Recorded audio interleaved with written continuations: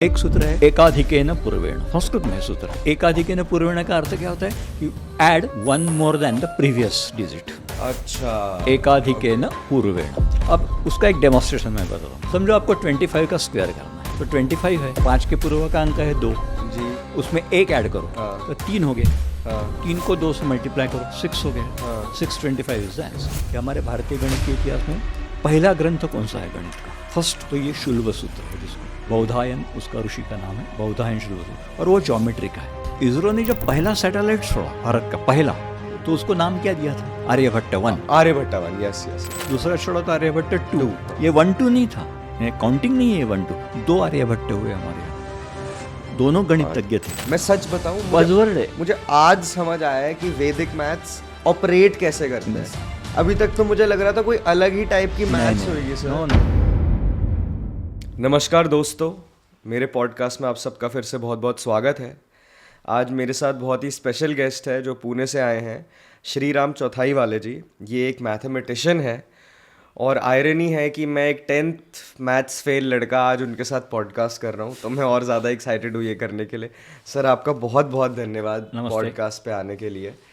आज हम बहुत सारी अलग अलग मैथमेटिक्स रिलेटेड, वैदिक मैथ्स रिलेटेड की बातें करेंगे। मैं और ज़्यादा जानूंगा उसके बारे में, क्यों ज़रूरी है, क्या उसकी हिस्ट्री है, कहाँ से वो निकल के आई, क्या उसका फ्यूचर है, कहाँ वो यूज़ हो सकती है, क्योंकि ये ऐसी चीज़ है जिसके बारे में ज़्यादा बात नहीं हो रही थी। अब वापस थोड़ी ये लाइमलाइट में आनी शुरू हुई है, ऐसा हम कह सकते हैं। जो भारती कृष्णा तीर्थ किताब है 1965 में जो लिखी गई थी, जो कि आई थिंक मेन वैदिक मैथ्स की किताब बोलते हैं सर उसको, correct me if I am wrong. Correct. तो उसकी बातें करेंगे एंड कैसे वो साइंटिफिक है उसके बारे में बात करेंगे। तो सर मैं सबसे पहले शुरू करना चाहूँगा ये आपको बताने से अपने बारे में, जो मैं आपसे डिस्कस भी कर रहा था, कि मेरी मैथ्स में बत्ती गुल है। मैं कभी एक अच्छा मैथ्स स्टूडेंट नहीं रहा। मेरे को बेसिक मैथ्स जो मेरे काम में यूज़ आए, उसके अलावा मेरे को हमेशा मैथ्स से डर ही रहा है। मेरे मम्मा पापा ने बहुत टीचर्स बदल लिए मैथ्स के, कि ये अच्छा होगा, इसको इसकी तरीके से पढ़ाओ, ऐसे पढ़ाओ, मैथ्स से डरना नहीं है, मैथ्स को समझना है, मैथ्स को दोस्त बनाना है। लेकिन सारी कोशिशों के बाद भी टीचर भी नाकाम रहे और मेरे माता पिता भी नाकाम रहे। तो आज शायद आपसे बात करके मुझे मैथ्स से प्यार हो जाए। तो सबसे पहले तो सर आपकी रुचि मैथ्स में कैसे आई और वैदिक मैथ्स में फिर कैसे आई, आप क्या करते हैं, थोड़ा आप सबको अपने बारे में भी बताइए। क्लास 7 तक मेरा मैथ्स उतना अच्छा नहीं था। अच्छा। लेकिन जो टीचर मुझे क्लास 7th में मिले, उन्होंने मेरा मैथ्स अच्छा कर दिया। आई वॉज लकी, मुझे एक अच्छा मैथ्स टीचर ऐसा मिला कि जिन्होंने मेरा मैथ्स केवल अच्छा नहीं किया, तो मेरे गणित में मेरी रुचि इतनी बढ़ा दी कि मैं फिर 10वीं में कॉलेज में मैथ्स में ही करियर करना, ऐसा मैं जब तक कॉलेज में ग्रेजुएट में जब आया तब मैथ्स में ही करियर करेंगे और मैथ्स में ही प्रोफेसर बनेंगे, ऐसा इतना उन्होंने मुझे मैथ्स में बना दिया था। और फिर मैं पोस्ट ग्रेजुएट हुआ, और फिर उस समय तो जब मैं हुआ तब तो बहुत कम लोग मैथ्स में एमएससी कर रहे थे। पोस्ट ग्रेजुएट हम नागपुर यूनिवर्सिटी में जी, हम 7-8 लोग थे बस एक बैच में, तो सबको ही जॉब मिल गया लेक्चर का, क्योंकि थे ही नहीं उस समय। तो फिर वहाँ से जर्नी शुरू हो गई as a maths teacher, as a lecturer in the college. Okay. लेकिन मैं जब कॉलेज में पढ़ रहा था उस समय मेरे माता पिताजी ने मुझे ये वैदिक मैथ्स की कॉपी एक दिन गिफ्ट दिया। अच्छा। कि मैथ्स में आपका इंटरेस्ट है तो रेगुलर मैथ्स तो आप पढ़ते ही हो, पढ़ाएंगे आगे भी जाके, लेकिन इसको भी पढ़ो। तो जिस दिन मेरे हाथ में वो किताब आया, उस दिन से, यानी अभी उसको कम से कम 30-35 साल तो मिनिमम हो गए हैं पहले किताब हाथ में आने से। ये आप वो भारती कृष्ण तीर्थ की किताब, तो भारती कृष्ण तीर्थ की किताब एज ए मैथमेटिशियन मैं पढ़ने लगा, और फिर मुझे ऐसा लगा कि ये बहुत ही ज़्यादा इंटरेस्टिंग है। इंटरेस्टिंग इन द सेंस, उन्होंने एक बात बहुत उसमें नई की है, जो रूटीन मैथमेटिक्स और ट्रेडिशनल मैथमेटिक्स जो हमारे भारतीय परंपरा में गणित आता है जी, वो सारा गणित या तो श्लोकबद्ध है, ग्रंथ जो है वो संस्कृत में है और श्लोक है वर्सेस, इन वर्सेस फॉर्म, या तो फिर हमारा जो रूटीन मैथमेटिक्स है वो तो टेक्स्ट बुक फॉर्म में आता है। लेकिन भारती कृष्ण तीर्थ जी ने, अब इसके बाद हम उसको स्वामी जी कहेंगे, जी स्वामी जी, स्वामी जी ने उनको फॉर्मुलाइज किया, यानी सूत्रों में किया। तो मल्टीप्लिकेशन करना है तो चलो एक ये सूत्र का उपयोग करो। अच्छा, सूत्र का अर्थ होता है कि जो हमें बात कहनी है वो बहुत कंसाइज फॉर्म में कहना। ओके, हाँ, एकदम से। तो बाकी आप बाद में विस्तार करते रहेंगे उसका जी, लेकिन कंसाइज फॉर्म में करना। उसके कारण क्या होता है कि मेमोरी पर का जो हमारा रिक्वायर्ड मेमोरी है, सब ये करो याद करो, वो कम हो जाता है। बस सूत्र याद रखो, सूत्र याद आया कि वो प्रोसीजर, वो एल्गोरिदम वो एकदम से अपने दिमाग में आ जाता है, पूरा आ जाता है और फिर तुरंत कहने लग, आप उसको करने लगते। तो ये जैसे सारे उन्होंने उनके बुक में 16 सूत्र लिखे। अच्छा। और 13 उसको सब सूत्र कहते हैं, उपसूत्र कहते हैं। तो वे 16 सूत्र और 13 उपसूत्र 29 का जो सेट है, उनका क्लेम था कि इसके आधार पर मैं सारे गणित की पुनर्रचना करूँगा, कि पूरा गणित। और वो स्वयं स्वामी जी 5 विषयों में पोस्ट ग्रेजुएट थे। अच्छा, एक साथ उन्होंने अमेरिकन यूनिवर्सिटी का बॉम्बे सेंटर से परीक्षा दी थी, जब वो परीक्षा दी और 5 विषयों में वो फर्स्ट क्लास फर्स्ट थे उस समय। वो 5 विषयों में एक विषय मैथमेटिक्स था। मैंने he was a post graduate in mathematics, so he was not a lemon man that way. Okay, भले ही वो बाद में उन्होंने फिलोसॉफी वगैरह में किया और बाद में वो उनकी रुचि बढ़ गई, तो इंक्लिनेशन बढ़ गया, तो वो सन्यासी बन गए। वो साधना की और बाद में वो शंकराचार्य बने। ये उनका एक पार्ट है लाइफ का। हाँ जी, लेकिन basically he was a mathematician. तो ये जब उनका साधना पीरियड चल रहा था, वो साधना पीरियड में और शंकराचार्य बनने के बाद भी उन्होंने मैथमेटिक्स नहीं छोड़ा। और जिस प्रकार से वो धर्म के बारे में, फिलोसॉफी के बारे में, वेदांत के बारे में लेक्चर देते थे, उसी प्रकार वो वैदिक मैथमेटिक्स पर भी लेक्चर देते थे। तो जो उन्होंने अपने सूत्र अपने मन से निकाले थे, अपने प्रतिभा से निकाले थे, उन सूत्रों का वो डेमोन्स्ट्रेट करते थे। तो उनका पहला व्याख्यान 1951 में हुआ था नागपुर यूनिवर्सिटी के हॉल में। और बाद में वो जो ये चलता रहा सिलसिला, और वो अमेरिका टूर में गए थे 3 महीने के लिए। तो अमेरिका टूर में भी उन्होंने बाकी सारे विषयों से बातें करते करते वो कैलिफोर्निया के टेक्निकल इंस्टीट्यूट में उनके 2 लेक्चर्स हुए थे वैदिक मैथ्स पे। उस दिन से उनको एकदम से लाइमलाइट में आ गई। लेकिन जो किताब आज अवेलेबल है उनके नाम से, वैदिक मैथमेटिक्स, वो किताब उनका एक ब्रीफ एडिशन है। अच्छा, यानी इंट्रोडक्टरी वॉल्यूम में उन्होंने 16 सूत्रों के ऊपर 16 किताबें लिखी थी। अच्छा, कि एक सूत्र है, एक आपको मैं बताता हूँ सूत्र कैसा होता है। हाँ, मैं एग्जाम्पल ही जानना चाहता था। एग्जाम्पल है। एक सूत्र है एकाधिकेन पूर्वेण, संस्कृत में है सूत्र। तो एकाधिकेन पूर्वेण का अर्थ क्या होता है कि add 1 more than the previous digit। अच्छा, एकाधिकेन पूर्वेण। अब उसका एक डेमोन्स्ट्रेशन मैं बताता हूँ। समझो आपको 25 का स्क्वायर करना है। हाँ, तो 25 है, तो उसके पूर्व 5 के पूर्व का अंक है 2 जी, उसमें 1 ऐड करो, हाँ, तो 3 हो गए। हाँ, 3 को 2 से मल्टीप्लाई करो, 6 हो गया। हाँ। 625 इज द आंसर। ओ, अच्छा, स्क्वायर ऑफ सिंपली सिंपलिफाई कर देता है हाँ, वैदिक एकदम मैथ्स। से 65 है, तो 7 × 6 72, 72 25 आंसर ऑफ द स्क्वायर। समझ गया। इस प्रकार से हर एक सिंपल एडिशन से लेकर स्क्वायर कॉम्प्लेक्स तक, हाँ। स्क्वायर रूट तक। और नॉट ओनली अरिथमेटिक, ये तो अरिथमेटिक का पार्ट हो गया, यही सूत्रों का उपयोग उन्होंने अलजेब्रा में किया।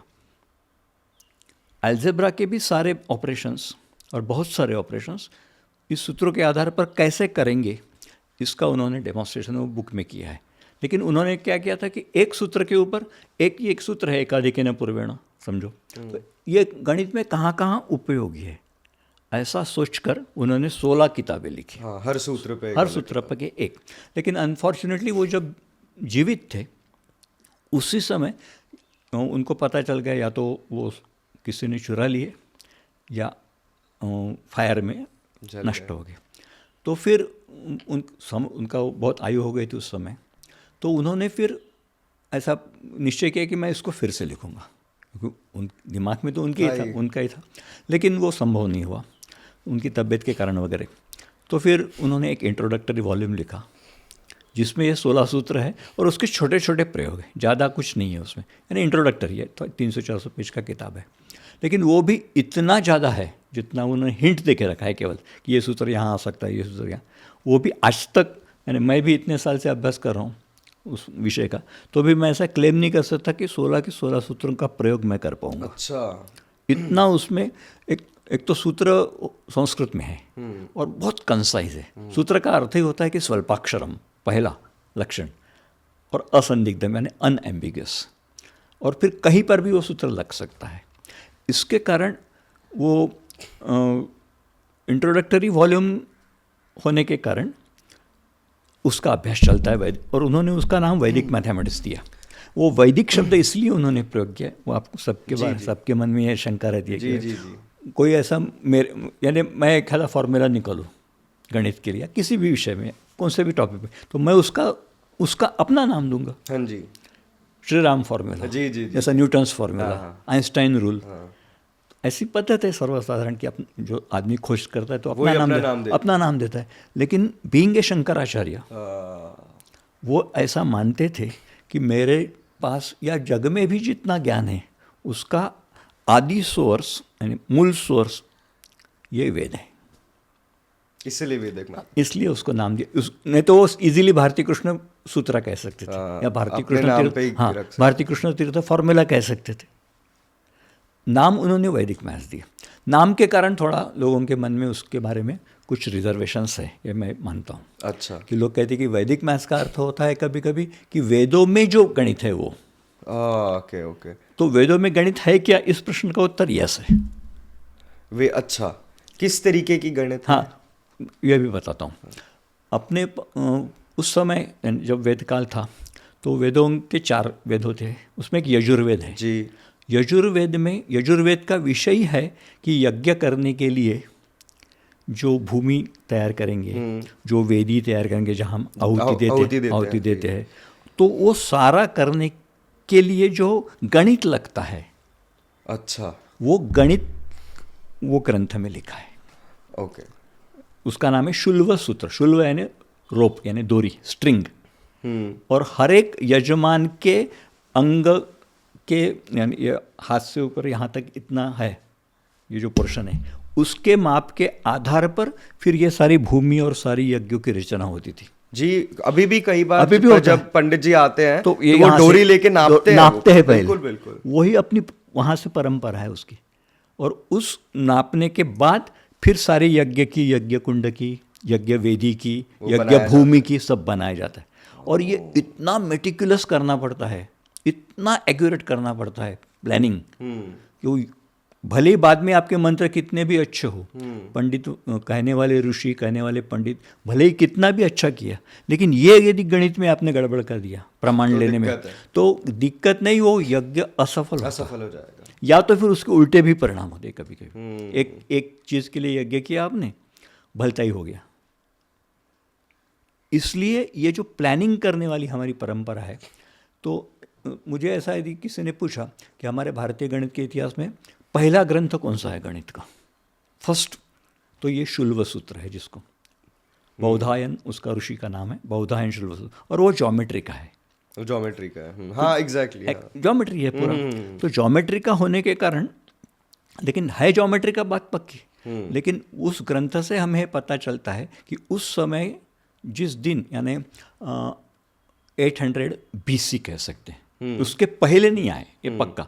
अब विद्वानों में मतभेद तो हमेशा रहता है कि, लेकिन 800 BC के बाद में है, उसको आगे नहीं खींचते।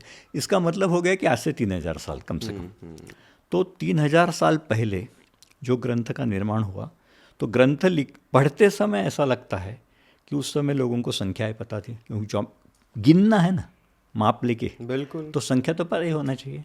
तो संख्या पता थी, तो संख्या के ऑपरेशंस पता थे कि जब तक आप संख्याओं के ऊपर आप ऐड नहीं कर पाएंगे, सब्ट्रैक्ट नहीं कर पाएंगे, मल्टीप्लाई नहीं कर पाएंगे, बिल्कुल, तो कंस्ट्रक्शन कैसे करेंगे? The book is for construction.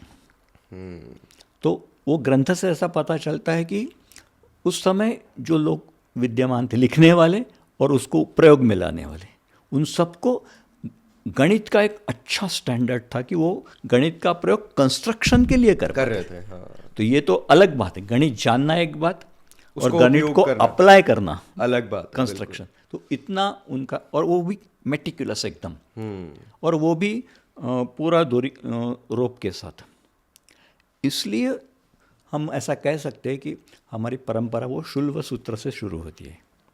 तो शुल्व सूत्र से आगे आगे आते आते ये बहुत बड़ी परंपरा है, उसके बारे में हम बाद में नहीं आप बता सकते हैं। बता सकते हैं। ओके।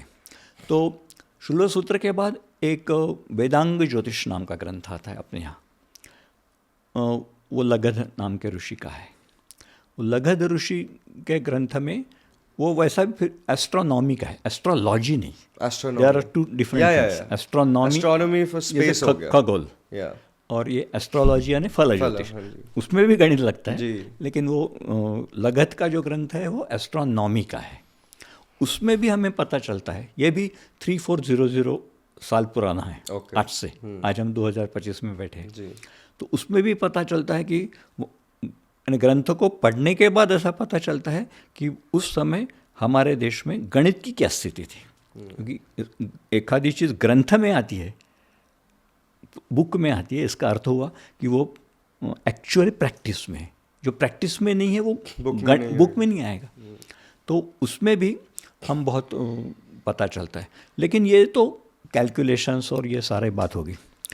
हमारे यहाँ गणित के तरफ देखने की एक दृष्टि थी, हमारे भारतीय दृष्टि जिसको कहा जाता है। केवल गणना करना है, कैलकुलेशन करना है, कंस्ट्रक्शन करना है, ये इतना नहीं सोचा था उन्होंने।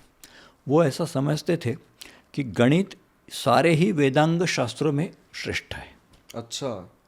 गणितम मूर्धनि स्थितम, ऐसा वो लगध मुनि कहता है।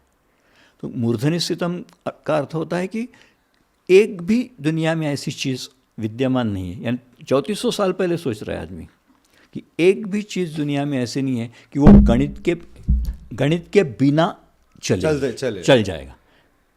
आज तो अब तो साइंस इतना बढ़ गया है तो सवाल ही पूरा साइंस ही मैथ्स, पूरा साइंस ही मैथ्स, साइंस क्या सारी जीवन के हर एक विधियाँ। आज मैं यहाँ कार से आया हूँ तो वो भी गणित लेके आया हूँ कि क्या कैलकुलेट करके कितना समय लगेगा, कितना दूर है हर चीज़, कितना दूर है, क्या है, कैसा है। तो वो सोच थी उनकी। वो सोच के कारण ही जितना बाकी फिजिकल साइंस को हमने महत्व दिया, उससे ज़्यादा हमने गणित को महत्व दिया। तो जो गणित के बारे में जो सोच थी वो इस प्रकार की थी। तो इसलिए वो पहले बिल्कुल प्रारंभ से, वेद काल से गणित का महत्व हमारे यहाँ बहुत है। आज भी लोग मानते हैं कि भारत के बच्चे गणित में अच्छे हैं। जी सारे दुनिया से बिल्कुल। उसका कारण ये इतनी बड़ी हमारे पास सोच है, हिस्ट्री और सोच है उसके बारे में। सर हम आज भी बाहर जाते हैं ना किसी भी कंट्री में, तो कहीं अगर कैश दिया या कुछ भी दिया तो मतलब बेसिक अगर कैलकुलेशन भी करनी होती है ना, वो तुरंत वो सीधा कैलकुलेटर खोल लेते हैं। और हमें लगता है अरे कितना टाइम वेस्ट कर रहे हैं, ये तो बेसिक मेंटल मैथ्स। तो ये हम भी नोटिस करते हैं डेली लाइफ में भी कि कहीं ट्रैवल कर रहे हो कि हमारी इंडियन मैथ्स बहुत ही आगे है पूरी दुनिया से। तो इसलिए ये आगे इसलिए है कि पहले दिन से हमारे यहाँ सोच बनी है कि जीवन में गणित का बहुत ज़्यादा not only for the calculation, overall development के मेंटल डेवलपमेंट के लिए भी गणित की आवश्यकता है। सर मेरे फादर जो है वो भी मेरी तरह ही स्टूडेंट थे, मतलब वो ज़्यादा पढ़ने लिखने वाले बच्चे नहीं थे। आज वो बहुत सक्सेसफुल हो गए। वो हमेशा मेरे को एक चीज़ कहते हैं कि उनके एक मास्टर जी थे जो उनको कुचामन, हमारा गांव है राजस्थान में, वहाँ पढ़ाते थे।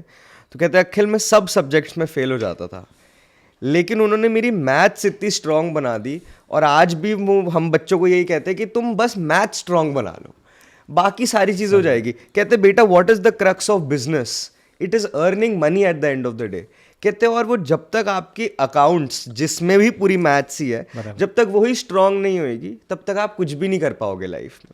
तो वही बात है कि वो हर चीज़ में दिखती है हमारे यहाँ। एक हमारे यहाँ एक महावीराचार्य नाम के गणितज्ञ हुए, यानी जैन वाले नहीं, जैन संप्रदाय के जो प्रमुख है वो नहीं, जी। 850 AD की बात है। ओके। तो उनके गणित सारा संग्रह नाम का ग्रंथ है उनका, वो भी संस्कृत में है। वो वैसे जैन है धर्म से, लेकिन संस्कृत में लिखा है। ओके। तो वो उन्होंने गणित प्रशंसा नाम का एक प्रकरण लिखा है उसमें, कि जिसमें गणित को उन्होंने, गणित का कैसा कैसा उपयोग है, गणित को क्यों हमने पढ़ना चाहिए, and what should be the motivation for studying mathematics.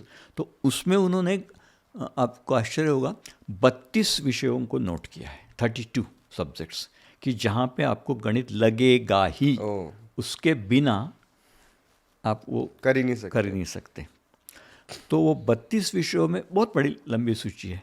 और आपको ये भी सुनकर आश्चर्य होगा कि श्री कृष्ण भगवान जब सांदीपनी मुनि के आश्रम में शिक्षा लेने पहुँचे थे, तो भागवत में ऐसा एक उल्लेख आता है कि उन्होंने 1-1.5 बहुत कम समय में वो सारा शिक्षण पूरा किया। लेकिन वो उस समय उनके आश्रम में कौन से विषय पढ़े उन्होंने, भगवान भले हो गए लेकिन आश्रम में तो रहे थे। जी जी। तो उसमें भी एक विषय ज्योतिष और गणित था। अच्छा। यानी हमारी वो दृष्टि थी कि भाई कोई व्यक्ति कोई भी रहे, उसको वो गणित आनी ही चाहिए। जैसे वो संगीत पढ़े, नृत्य पढ़े, वैसे गणित भी पढ़े थे। सर मेरा एक, अभी जो मैंने आपसे बात करी उसमें जो मेरे को समझ आया कि जो ये वैदिक मैथ्स जो किताब भी है जो स्वामी जी ने लिखी, वो बेसिकली जो उसका क्रक्स है मैथ्स और नंबर, क्योंकि ये मिसकंसेप्शन है, ताकि अगर ये क्लियर हो सके कि उसका जो बेस है वो वही बेसिक नंबर्स और मैथ्स है, जस्ट उसकी जो एप्लीकेशन या समझने की जो अंडरस्टैंडिंग है वो उस किताब में वैदिक मैथ्स में जो आपने 16 सूत्र बोले वो इजी कर देते हैं। करेक्ट? मतलब everything is the same, numbers are the same, it's just जो उसकी वे ऑफ अप्लाइंग और वे ऑफ रिमेम्बरिंग, जो फॉर्मूलाज है बेसिकली, फॉर्मूला कह सकते हो, वो उन्होंने सिंप्लीफाई कर दिया। करेक्ट? फॉर्मूला देने के कारण विषय सिंप्लीफाई हो गया। हाँ, फॉर्मूला देने के कारण विषय सिंप्लीफाई हो गया, ऐसा हो गया। वही है बेसिकली। और दूसरा उसमें वैदिक गणित का फॉर्मूले की वैशिष्ट्य मैं आपको बताता हूँ।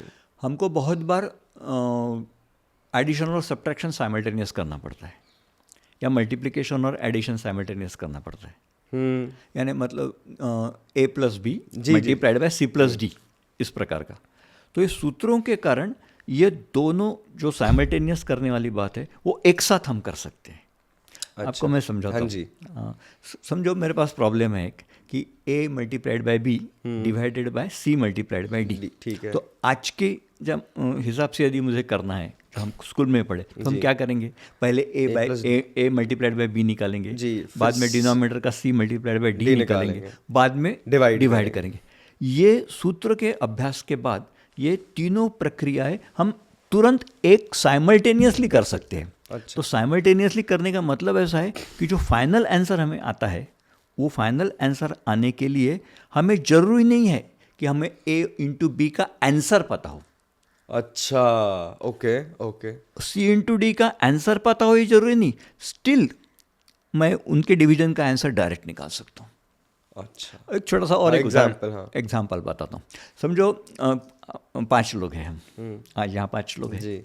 5 लोगों की एज की एवरेज निकालना है। हाँ जी।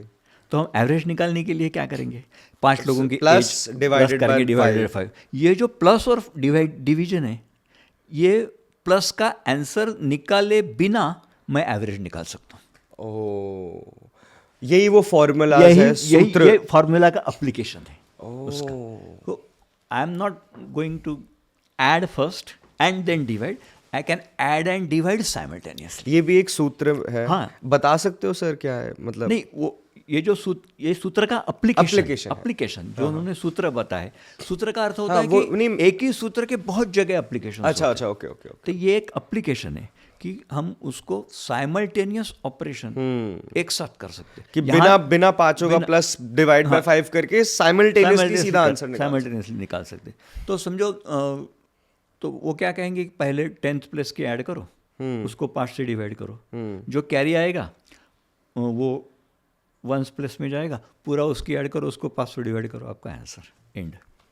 Okay okay okay. उसी प्रकार, ये तो बहुत सिंपल एग्जांपल हो गया। इसी प्रकार square root of A square plus B square, हाँ हाँ। वो थ्योरम में लगता है ज्योमेट्री में। तो 4-5 ऑपरेशन हो गए, एक ए स्क्वायर, बाद में बी स्क्वायर, बाद में ए स्क्वायर प्लस बी स्क्वायर, और बाद में उसका स्क्वायर रूट। ये सारे 4 ऑपरेशंस एक साथ कर सकते। उसके कारण 2 बातें होती है। एक तो दिमाग को बहुत उसमें यानी we have to execute that, yes yes. और दूसरी स्पीड, हाँ, स्लो हो जाती है। स्पीड और एक्यूरेसी। वैदिक गणित के सूत्रों का आज कॉम्पिटिटिव एग्जाम में बहुत लोग यूज़ करते हैं।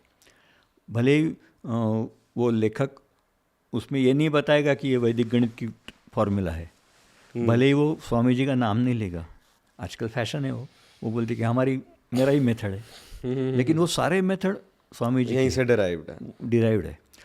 तो कॉम्पिटिटिव एग्जाम में यानी वैदिक गणित का दूसरा उपयोग कॉम्पिटिटिव एग्जाम के लिए होता है। कॉम्पिटिटिव एग्जाम में 2 चीज़ें लगती है, स्पीड और एक्यूरेसी। और बहुत बार क्या होता है, स्पीड से करने चलो तो एक्यूरेट नहीं आता है आंसर, और एक्यूरेसी के पीछे पढ़ो तो वो डिले हो जाता है काम। डिले हो जाता है, क्योंकि 100 मिनट में 60 क्वेश्चन करना है। तो ये जो स्पीड और एक्यूरेसी, ये जो 2 है, ये वैदिक मैथ्स के कारण बहुत बेटर होती है। तो सर अभी अगर हम, ये तो आपने पूरी मेरे को अंडरस्टैंडिंग दे दी स्वामी जी की और वैदिक मैथ्स की।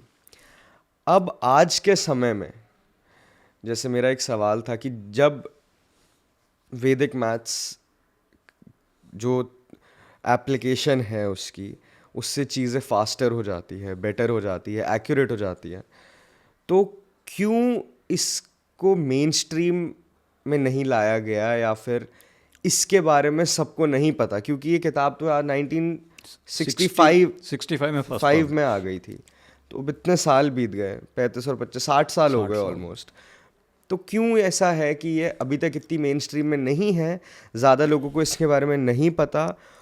पहले तो मैं आपसे ये पूछना चाहूँगा, और कैसे इसको हम आगे प्रमोट कर सकते हैं?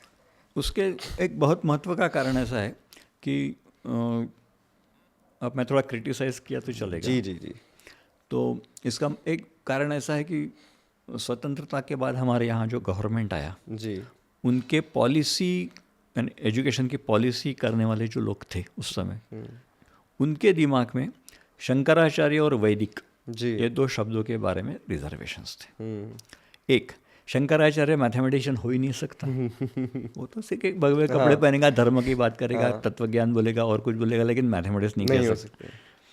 एक, और दूसरा वो किताब का नाम वैदिक।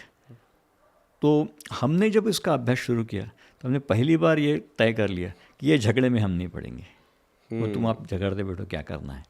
उसके कारण क्या हो गया कि डेलिबरेटली ये मेन स्ट्रीम मैथमेटिक्स से दूर रखा गया, डेलिबरेटली। नहीं केवल वैदिक मैथ्स का बुक नहीं, हमारे किताब में न्यूटन का फोटो रहेगा, हमारे किताब में पाइथागोरस मिलेगा, हमारे किताब में हिल्बर्ट मिलेगा, यानी स्कूल के भी और कॉलेज के भी किताब में। लेकिन हमारी किताब में बौधायन का नाम नहीं आएगा, भले ही वो पहला मैथमेटिशियन है। बौधायन जानो, हमारी किताब में रामानुजम का नाम नहीं रहता, अभी हमारी किताब में भास्कराचार्य का नाम नहीं रहता, हमारी किताब में आर्यभट्ट का नाम नहीं रहता। आज भी उसके लिए लोग झगड़ते हैं कि ये नाम नहीं रखना। वो ये एपैथी के कारण, ये दृष्टि के कारण कि हमारा जो देश का जो अभिमान के जितने विषय है, जिसके बारे में हमारे मन में बहुत अभिमान है, उसको किसी ना किसी कारण से या तो पूरा निगलेक्ट करना या तो दबा के रखना। तो मेंटालिटी प्रॉब्लम, वो मेंटालिटी प्रॉब्लम, और उसको हिंदी में झापड़ लगा के काम करना जैसा बोलते हैं, उसके कारण वो हुआ है। अभी लेकिन क्या हो गया, ये NEP 2020 आने के बाद, new education policy, national education policy, ये गवर्नमेंट ले आई है, उसमें उन्होंने सारे, न केवल गणित में, सारे ही विषय में भारतीय ज्ञान परंपरा ऐसा एक टॉपिक रखा है कि भले ही वो अर्थशास्त्र, इकोनॉमिक्स हो, मैथमेटिक्स हो, कोई भी विषय, बायोलॉजी हो, जूलॉजी हो, कोई भी विषय हो, संगीत हो, जितने विषय उसमें हर एक उसमें विद्यार्थी भारतीय ज्ञान परंपरा जरूर पढ़ेगा। यानी कि बाकी मॉडर्न तो सब पढ़ेगा ही, लेकिन उस विषय की शुरुआत भारतीय ज्ञान परंपरा से होगी। ये पॉलिसी डिसीजन होने के कारण अब ये विषय बहुत बज़वर्ड बन गया है, भारतीय ज्ञान परंपरा, भारतीय गणित, किसी भी विषय लो। और उन्होंने ऐसा, गवर्नमेंट ने ऐसा निर्णय लिया है कि जो कोर सब्जेक्ट होगा उसमें कम से हर पेपर में, उस विषय के हर पेपर में, starting from 5th class to post graduate. और मैं उसमें प्रोसेस में हूँ, इसलिए मुझे पता है अच्छा। क्या हो रहा है और क्या होने वाला है। मैंने वो सिलेबस बनाने के प्रोसेस में हूँ मैं। अच्छा, इसलिए मुझे पता है, स्पेसिफिकली पता है। नहीं, मैं मैथ्स में हाँ, हूँ, maths में। लेकिन ओवरऑल पॉलिसी के बारे में मुझे अंडरस्टैंडिंग है। हाँ जी। तो ये सारे चीज़ें जो हम पर्पजली, और पर्पजली भी नहीं कहूँगा मैं, डेलिबरेटली हमको आप जब पढ़े तब आपने भास्कराचार्य का नाम कभी सुना था गणित में? नहीं सुना, क्योंकि किताब में है ही नहीं। न्यूटन पता है हमें। डेलिबरेट अटेम्प्ट, दबा के रखो बच्चों का अपने देश के प्रति का जो स्वाभिमान है वो दबा के, वो उसको वो ऊपर नहीं आना चाहिए। इसके बावजूद भी हम प्रगति करते रहे, बिल्कुल ऐसा नहीं सही हो। बात है। ये यदि पहले से हमको पढ़ाया जाता तो हम कहाँ तो पहुँचते। और मैथ्स में और सारे सब्जेक्ट में और ऊपर चले जाते। तो ये उसका कारण है कि हमारे मेन स्ट्रीम में वो आया नहीं। आज भी ऐसे बहुत लोग हैं कि जो इसको अपोज कर रहे हैं, अच्छा, आज भी 2025 में भी। लेकिन अब गवर्नमेंट की पॉलिसी बन गई है, तो धीरे धीरे वो सारी चीज़ें 5% 10% इस प्रपोर्शन में भारतीय ज्ञान परंपरा इस हेडिंग में सब जगह आएगी। और जब केवल आएगी नहीं तो उसमें परीक्षा में उसके ऊपर प्रश्न आएंगे। ये भी प्रयास हुआ कि ठीक है भाई, आप नाम तो डाल दो, लेकिन उसमें परीक्षा में प्रश्न नहीं पूछना। अब जब परीक्षा में प्रश्न नहीं पूछेंगे तो कोई तो पढ़ेगा पढ़ाने नहीं। वाला भी पढ़ाएगा नहीं, सही बात है, और पढ़ने वाला भी नहीं पढ़ेगा नहीं। यानी डेलिबरेट अटेम्प्ट जो कह रहा हूँ वो इस प्रकार। चलो, आपको भास्कराचार्य अच्छे लगते हैं ना, नाम रख दो कि भास्कराचार्य नाम का एक गणितज्ञ था, फुल स्टॉप। आगे क्या, आगे क्या? आपको सुनकर आश्चर्य होगा कि हमने जब, लेकिन इसरो वाले जो है लोग, वो बहुत इसमें आगे है। हाँ सर, मैं ये आपसे पूछने ही वाला था चलो ठीक है। कि जैसे हम कहते हैं ना कि आप एक पर्टिकुलर तरह की लैंग्वेज को अगर कोड में यूज़ करते हो, जैसे ऐसा कहा जाता है कि अगर संस्कृत को हम मॉडल्स की लैंग्वेज बना दें तो प्रोसेसिंग फास्टर हो जाती है। ऐसा सुना है, कहा जाता है, काफ़ी बाहर के लोगों ने भी कहा है। क्या अगर हम वैदिक मैथ्स के इन सूत्रों को अगर हम प्रोसेसेस में यूज़ करें, अच्छा, जैसे आपने कहा इसरो के लोग यूज़ करते हैं। नहीं, इसरो के बारे में थोड़ी एक अलग बात अच्छा कर रहा अच्छा था। अच्छा, बताइए। हाँ, पहले आप वो बताइए। तो इसरो ने जब पहला सैटेलाइट छोड़ा भारत का पहला, तो उसको नाम क्या दिया था? Aryabhata 1। Aryabhata 1, yes yes yes. दूसरा नाम दिया, दूसरा छोड़ा तो आर्यभट्ट 2। ये 1-2 नहीं था, काउंटिंग नहीं है 1-2, 2 आर्यभट्ट हुए हमारे यहाँ, दोनों गणितज्ञ थे। अच्छा, इसलिए आर्यभट्ट 1 रखा। और आर्यभट्ट 1 को क्यों रखा? कि आर्यभट्ट ने पहली बार कोपरनिकस गैलीलियो से पहली बार दुनिया को बताया था कि चंद्र ग्रहण और सूर्य ग्रहण क्यों होते हैं, उसका कारण क्या है। एक की छाया दूसरे के ऊपर आती है, इसलिए ग्रहण होता है। And he was one of the greatest astronomer of our country, not only country, the world. इसलिए जब इसरो ने छोड़ा पहला सैटेलाइट तो उसको आर्यभट्ट 1 नाम दिया। बाद में आर्यभट्ट 2 आया, बाद में तीसरा उपग्रह छोड़ा तो उसको नाम दिया भास्कर 1। तो भास्कर कौन था? तो आर्यभट्ट के बाद का एक बहुत बड़ा गणितज्ञ था, वो भी एस्ट्रोनॉमर था हमारे यहाँ। एस्ट्रोलॉजी नहीं है, एस्ट्रोनॉमर, खगोल वाला था, तो उसका नाम दिया। फिर लोग पूछने लगे, अरे ये कौन है आर्यभट्ट 1, 2? तो वहाँ से यानी कहीं ना कहीं उसको ऐसा लिफ्ट मिलना पड़ता है किसी के कारण। चौथा उपग्रह छोड़ा तो उसको भास्कर 2 नाम दिया। तो हमारे यहाँ 2 भास्कराचार्य हुए थे। वो जो भास्कर 2 है वो ज़्यादा प्रसिद्ध है इसलिए कि उनका वो लीलावती नाम का ग्रंथ है, सब लोग जानते हैं, उनका बीजगणित नाम का ग्रंथ है।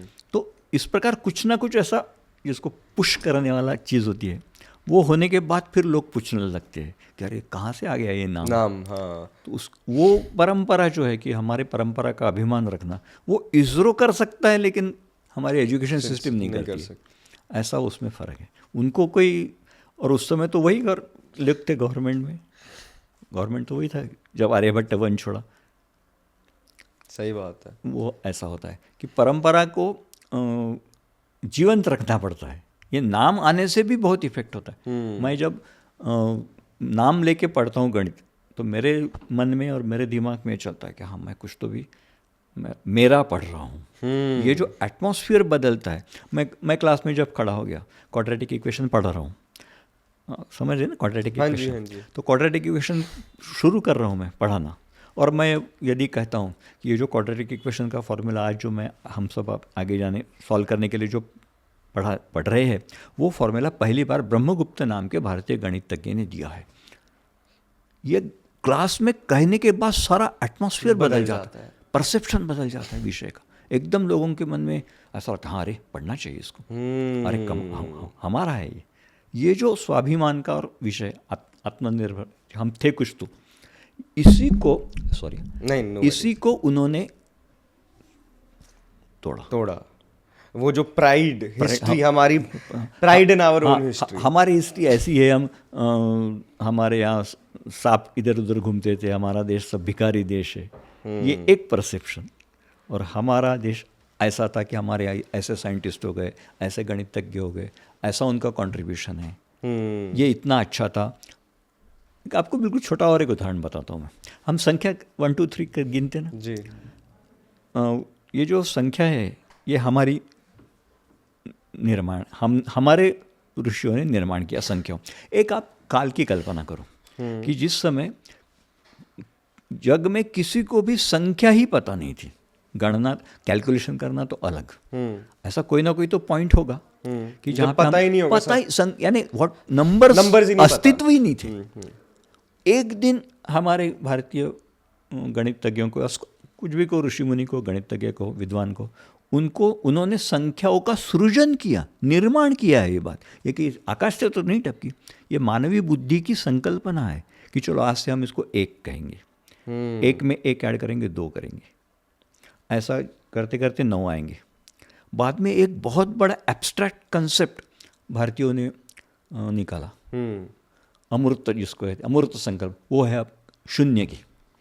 जिस दिन भारतीयों को शून्य की कंसेप्ट मिल गई उस समय से गणना बढ़ गई, 1 के ऊपर 0 रख दिया और फिर नंबर्स 10 हो गया, 10 से 99 तक गए, वही प्रोसेस से फिर 100 हो गया। तो इनफाइनाइटली मैनी नंबर हम जनरेट कर पाए ये सिस्टम के कारण। इसके विरुद्ध दिशा में आप रोमन आंकड़े देखो, रोमन में लिखते 1 एक्स लिखते क्योंकि 0 नहीं उनके पास। अच्छा, हाँ, यस जब रोमन न्यूमेरिकल पढ़ते तो 0 नहीं है, तो फिर 11 करना है तो XI करते। तो छोटे संख्याओं के लिए तो ये सारी बात बड़ी संख्याओं में, और इसलिए उनका मैथमेटिक्स नहीं बढ़ पाया। तो रोमन, आप एक आधी बार ट्राई करके देखो, 45 लिखो रोमन में और उसको मल्टीप्लाई करो 57 से रोमन में ही, तो कितना डिफिकल्ट वाला मामला है, क्योंकि डेसिमल सिस्टम नहीं है और 0 नहीं है। हमारे देश में ये बहुत पहले से विद्यमान था, पहले से यानी कितने पहले से, तो वेदों में मिलता है संख्याओं का उल्लेख, डेसिमल सिस्टम का उल्लेख वेदों में मिलता है। और फिर 12वीं शताब्दी में यहाँ से जब ये सारा नॉलेज संख्याओं का और ये पूरा डेसिमल सिस्टम और कैलकुलेशंस पहली बार अरब में गए, अरब कंट्री से फिर यूरोप में गए। अच्छा। और आज जब हम बैठे तो हम बहुत अभिमान से ये बात कह सकते हैं कि सारे विश्व में इंडियन डेसिमल सिस्टम में ही चलता है, पूरा रिप्लेस हो गया, क्योंकि इजीनेस और एप्लीकेशन। पहले चीन की एक सिस्टम थी, कोई यूनानी की एक सिस्टम थी, रोमन नंबर लिखने की और कैलकुलेशन की। आज पूरा विश्व में कहीं भी कोई सिस्टम अस्तित्व में नहीं है।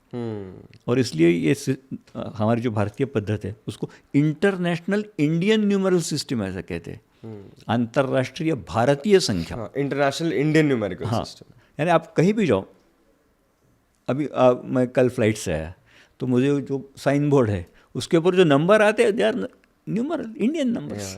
भले वो उनका जो लिखा है वो इंग्लिश में लिखा है, लेकिन सिस्टम वही है। 68 लिखता है, मतलब you are using decimal system, सीधा हो गया। तो इसके ये पहली बात हुई कि हमने वो रिप्लेस किया पूरा, और उसके बाद ही साइंस की प्रगति हुई। मैं आपको एक आइंस्टाइन का कोट बताता हूँ। आइंस्टाइन नाम के आप सब बहुत बड़े साइंटिस्ट हैं। वो कहते हैं कि we owe a lot to Indians who taught us how to count. Albert Einstein बोलता है, without which no scientific discovery would have been made. यानी विज्ञान की भी प्रगति रुक गई थी कि संख्या नहीं थी। इस प्रकार की और most scientific way of calculating and writing, even start writing and then calculating. ये बहुत बड़ा हमारे यहाँ परंपरा का विषय रहा है। सर, अभी आपने हमारी नई एजुकेशन पॉलिसी 2020 जो आई उसकी बात करी कि उसमें जितनी भी हमारी भारतीय हिस्ट्री ऑफ एनी सब्जेक्ट रही है वो भी हमारे करिकुलम में या उस पर्टिकुलर सब्जेक्ट में पढ़ाई जाएगी। वैसे ही जो मैथ्स है उसमें भी वैदिक मैथ्स पढ़ाई जा रही है। तो ये जो 16 सूत्र है, वे ऑफ डूइंग कैलकुलेशन, ये भी उसमें आ रहा है? यस। ओके, कब से ये क्या इम्प्लीमेंट हो गया है या अभी होना है? ये अभी उस दृष्टि से पॉलिसी डिसीजन हो गया है सभी विषयों के लिए। उसके अनुसार अभ्यासक्रम की रचना पूरी हुई है। तो पहले तो जी बेस करना पड़ा। उसके अनुसार किताबें लिखने का काम शुरू है। अच्छा। वो यदि ठीक समय पे होता है तो जून 25 आने वाला जो सेशन है उसमें वो किसी ना किसी लेवल पे इम्प्लीमेंट होने के लिए थोड़ा समय लगेगा, क्योंकि वो फेज वाइज इम्प्लीमेंट होगा जी। और मुझे ऐसा लगता है कि 5वीं में पहले हो जाएगा।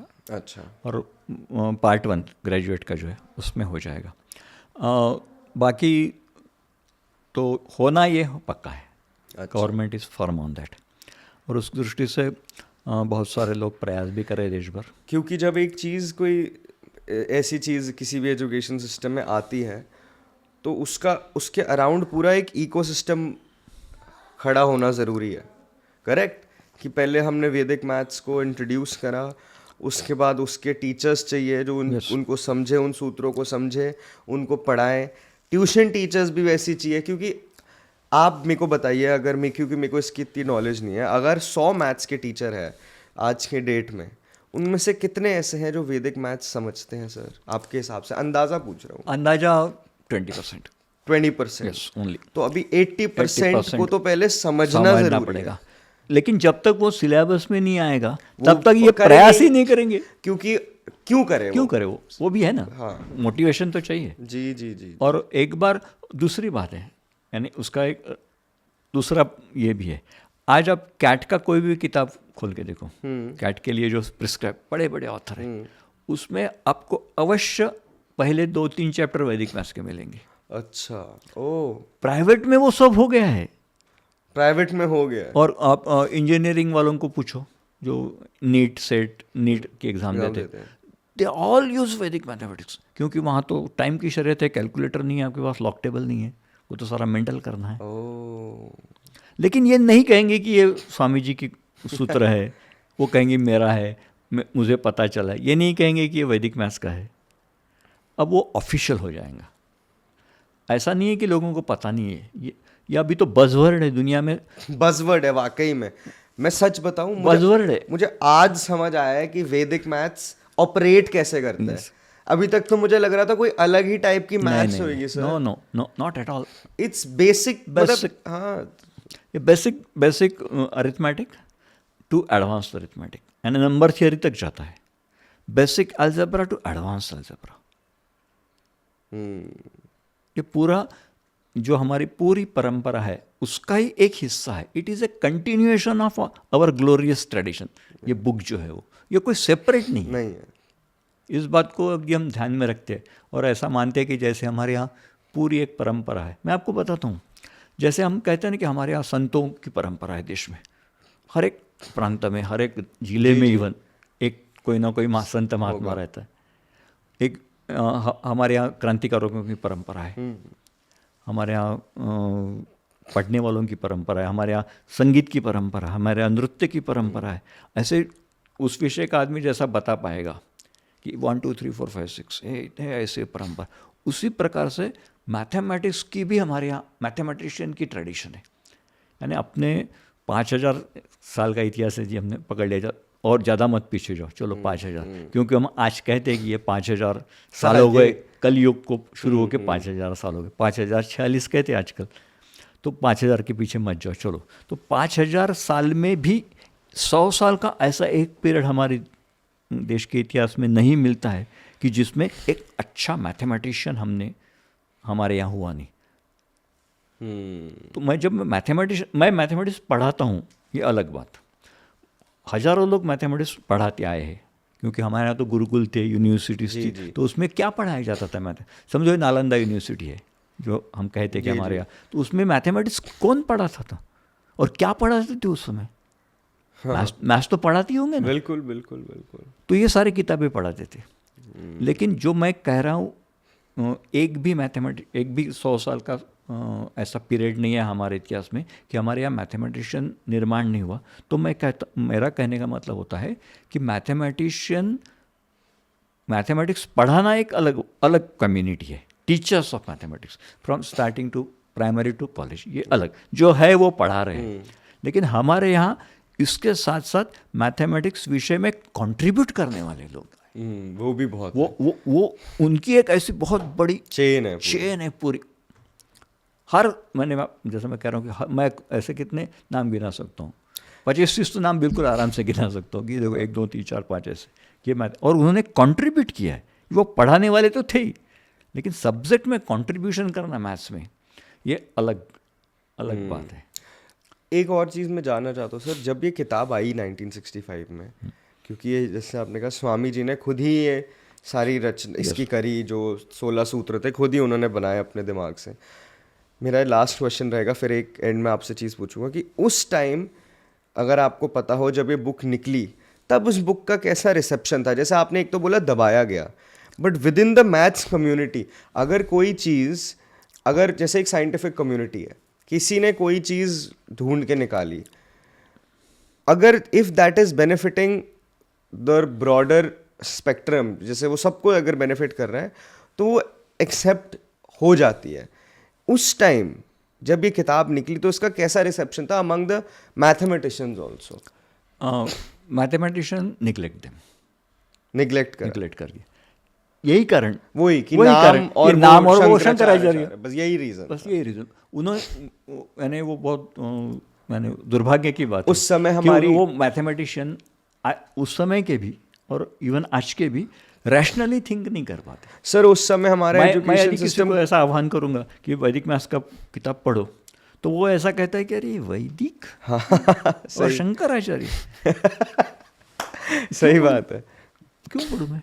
लेकिन मैं यदि सही में मैथमेटिशियन हूँ तो मैं रैशनली थिंक करूँगा कि मैं क्या करूँगा कि वो शंकराचार्य इस बात को ज़रा थोड़ा साइड में रखूँगा। वो वैदिक है क्या, चलो नहीं है उसको भी सेट, उसमें मैथमेटिक्स क्या है ये पढ़ो। बिल्कुल वही रैशनल थिंकिंग वो कम होने के कारण ये परिस्थिति। सर उस समय हमारा जो एजुकेशन सिस्टम भी था, जैसे आपने बोला, वो भी रन बाय कम्युनिस्ट्स था, स्पेशली हमारे पहले few education ministers also, and communist कभी रैशनली सोचते ही नहीं है। सच बात तो ये है। तो कहते बहुत है लेकिन कहते बहुत है, सोचते नहीं है लेकिन वो रैशनली। और वो रैशनली सोचने के, मैं आपसे थोड़ा सा डिफर करता हूँ। अच्छा, डिफर कैसा करता हूँ मैं बताता हूँ। उन्होंने रैशनली सोचा, ये सोचने के बाद उनको ये पता चला कि यदि ये सारे विषय हम अभ्यासक्रम में रखेंगे तो सर गड़बड़ हो जाएगी। ये सही बात है, सही कह रहे हो। वो उन्होंने सोच कर समझ कर उसको, वो कनिंग थॉट थी बड़ी, सोच कर समझ कर दबाया। ये ज़्यादा घातक है। समझा ही नहीं और नहीं किया तो एक बात समझ जाता है, लेकिन मुझे पता है कि इसको मैं यदि प्रमोट करूँगा तो ये तो हमारे ऊपर ही एक दिन आएगा। सही बात है। तो फिर वो उन्होंने दबा दिया पूरा। ये सिस्टम का, अपने यहाँ का सिस्टम का दोष है। लेकिन बाहर लोग आश्चर्य करते हैं, मैं आपको बताता हूँ। जर्मन में, लंदन में, इंग्लैंड की, अरे आपके अभ्यासक्रम में भास्कराचार्य के मेथड नहीं है, ओह, हम तो पढ़ाते हैं। अच्छा, वाओ, ये परसेप्शन का विषय आ गया है। बिल्कुल, game of perception. It's a game of perception, और डेलिबरेटली किया गया है। अब उसको चक्र अब उल्टा हो जाएगा, सब हो जाएगा, बिल्कुल हो जाएगा। ट्रैक पे आ चुके हैं, ट्रैक पे आ चुके हैं, अब दौड़ना बाकी है बस। बिल्कुल बिल्कुल। और जिस दिन दौड़ेंगे उस दिन फिर से एक बार हम वैसे अच्छे हैं हम मैथमेटिक्स में, और अच्छे बनेंगे। मेरा सर आपसे आखिरी सवाल कि कोई भी व्यक्ति ये पॉडकास्ट जो भी देखेगा, अगर कोई पेरेंट्स अपने यंग बच्चों को भी ये दिखाएं, तो जैसे मैं भी एक समय 10 साल का बच्चा था जिसको वही मैथ समझ नहीं आती थी, क्या आप उनको बोलना चाहेंगे कि क्यों मैथ्स ज़रूरी है, कैसे इससे प्यार हो? कोई भी, अगर आप एक 10 ईयर ओल्ड बच्चा जो अभी स्कूल लाइफ में आगे जाएगा, मैथ्स डिफ़िकल्ट होती जाएगी, उसको क्या बोलना चाहेंगे आप? एक तो मैथ्स डिफ़िकल्ट है, ये कंसेप्शन कभी भी स्टूडेंट को नहीं कहना है, टीचर ने। अच्छा, एक बार आपकी शुरुआत ऐसी हो गई कि ये बेटा ये बहुत कठिन विषय है, आपको पल्ले नहीं पड़ने वाला, ज़रा संभाल के, तो फिर गड़बड़ वाला मामला है। दूसरी बात, जो स्टूडेंट पढ़ना चाहता है इसमें, उसने ये वैदिक मैथ्स का किताब भले ही वो ना पढ़े, लेकिन अभी तो क्या मल्टीमीडिया ज़माना है, सब जितने भी सोर्स उसको मिलते हैं पढ़ने के लिए, उस सब का वो प्रयोग करे और खुद प्रैक्टिस करे। वैदिक मैथ्स का विषय या हमारे परंपरा का विषय ऐसा है कि बिना अच्छे प्रैक्टिस के वो आपको खाते में नहीं आने वाला है। जैसा, और अभी तो इतने सारे अवेलेबल है सोर्स, रेफरेंसेस मिलते हैं, सब डाउनलोडेबल है, सब यूट्यूब पे है, भरा पड़ा हुआ है। तो रैशनली सोच के और थोड़ी मेहनत और विश्वास, ये करने से मुझे मेरा मैथ्स अच्छा होगा, जिस दिन ये विश्वास रहेगा पेरेंट्स को भी और स्टूडेंट को भी, तब उस दिन वो काम होता है। हाँ, आपको शुरुआत ही ऐसी है कि इसका उपयोग नहीं, मुझे उसका लाइफ में क्या फ़ायदा होगा, फ़ायदा होगा कि नहीं होगा, फ़ायदा होगा तो पैसे में फ़ायदा होगा क्या, तो सारी बातें पैसे के लिए भी नहीं करते। सही बात है, मैं भी यही सोचता था सर जब स्कूल में था कि ये वाली चीज़ करने से मेरे को कहाँ काम आएगी, काम आएगी। अब वो आएंगी। अब जो आपने टेक्नोलॉजी और इसका पूछा था ना, अभी ऐसे कुछ ना कुछ प्रयास चल रहे हैं कि ये वैदिक सूत्रों के आधार पर कुछ हार्डवेयर आर्किटेक्ट बनाए जाए। अच्छा, ये प्रयोग भी अभी चल रहे हैं। हो सकता है कुछ सालों में ये भी देखने को मिलेगा कि we are using it. Okay. एक बेंगलोर में बहुत साल पहले एक इंटरनेशनल कॉन्फ्रेंस हुई थी, उसमें पहली बार इसका डिस्कशन हुआ था कि पॉसिबल है क्या, लेकिन वो अभी प्राइमरी स्टेज में है। ओके। थोड़ा एक 4-5 साल वही सर, वो इकोसिस्टम बनेगा तो बहुत सारी चीज़ें हो जाएगी जी, और ये बहुत जल्दी होगा। I am very confident about it. चलिए sir, thank you so much, आपने इतनी सारी हमें बातें बताई, डाउट्स क्लियर करे वैदिक मैथ्स के बारे में, and I hope and pray कि ये जो सिस्टम है ये और ज़्यादा इम्प्लीमेंट हो, क्योंकि जैसे आपने बताया चीज़ों को सिंप्लीफाई कर देता है, तो कोई भी ऐसी चीज़ जो भारत से निकल के आई हुई है उसको क्यों ना हम आगे लेके जाएं, और पब्लिक यूज़ में जितना से ज़्यादा लेके आए उतना ही हमारे लिए भी अच्छा होगा। तो आपका बहुत बहुत धन्यवाद यहाँ आने के लिए, एंड जल्द मिलेंगे आपसे दोबारा। Thank you so much sir.